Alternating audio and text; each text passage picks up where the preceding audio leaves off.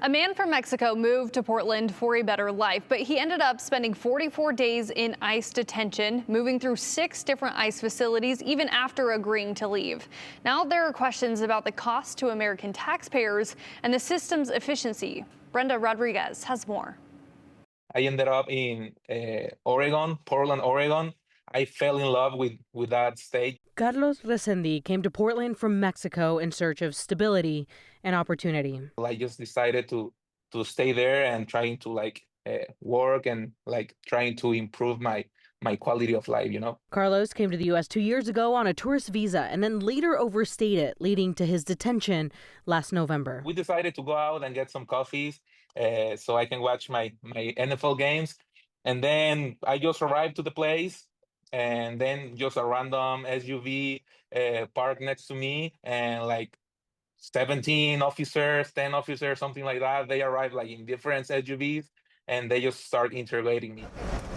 He spent 44 days in detention and was moved through 6 different facilities in the U.S. The transfer times, those are the hardest part of the process, basically you are getting handcuffed, all shackled from the waist, your foot, your hands, everything.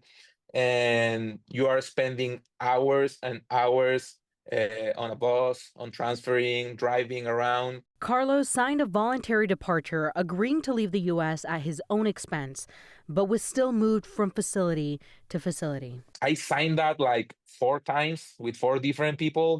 They have you just a tablet. They took pictures of you, and you signed there for your voluntary departure. And they were if you sign this, you will be gone earlier than expected. Carlos works with an Idaho attorney who says that the fight wasn't for him to stay in the U.S. For someone who wants to be deported and removed, if that's really the goal of the administration, why do I need to fight in court to get him removed? It just seemed counterintuitive. Now raising questions as to why Carlos was not allowed to go back to his home country. It is of concern, and our tax dollars, our federal tax dollars, are paying to house these people who want to go home. But are your tax dollars paying for this? Oh, of course. Yeah. I mean, any federal program, any federal agency or sub-agency, whatever portion of someone from Texas's tax dollars that are going to all these detentions and movements and ICE actions and things like that is the same amount of money that an Idahoan is paying to fund that stuff. A study by the National Immigration Forum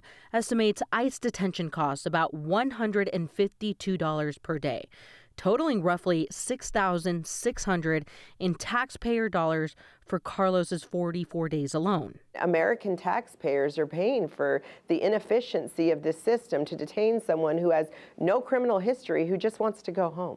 Experts say reform could limit repeat transfers and get people before a judge faster, saving taxpayer dollars. Certain pieces of legislation that reform the way ICE actually works, even absent federal funding. And so you could say, you can't just be moving people time after time after time. You have to, within a certain amount of time, get them in front of, an immigration judge. But beyond the financial cost, Carlos says the conditions inside the detentions left a lasting impact. Being isolated or in a dormitory, it's the same treatment, They are just making fun of you. They are just throwing you the food. Are you done with the U.S.? Yeah, I mean, I have a weird feeling, I love the United States. They are doing very, very bad things with people, the way they are treating the people. They are just trying to break you mentally.